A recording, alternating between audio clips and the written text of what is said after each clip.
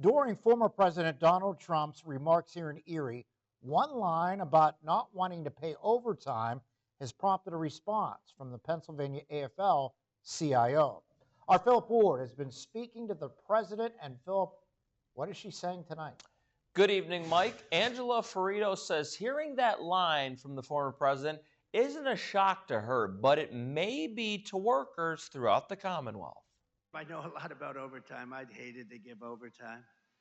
I hated it. I'd get other people, I shouldn't say this, but I'd get other people in, I wouldn't pay. I hated it.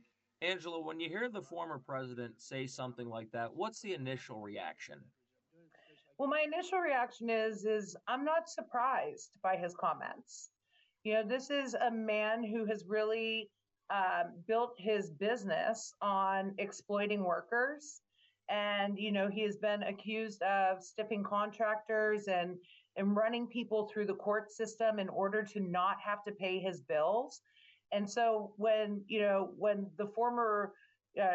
Donald Trump makes a comment like he doesn't like to pay workers, and so he gets other people and then doesn't pay them, to me, it's just a blatant admission to who he really is at his core. What do you think workers' reaction is going to be when they hear the former president say that he doesn't like to pay overtime?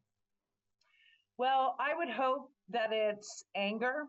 I would hope that it is disdain. And I would hope that those workers understand that they are worthy of a fair day's pay. They deserve a fair day's pay. They deserve to be paid for the time that they are working and for the work being performed.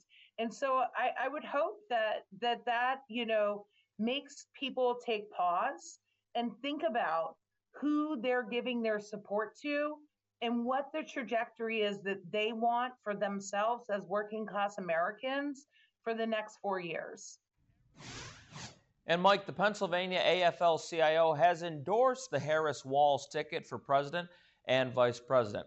Now, we reached out to the Trump campaign for comment, and they provided us with one, reading in part, quote, "Democrats are having a tough time with their traditional union allies. There's only one candidate in this race who has had the back of the American worker from Pittsburgh to Scranton to Philadelphia to Erie, and who always will, President Donald J. Trump."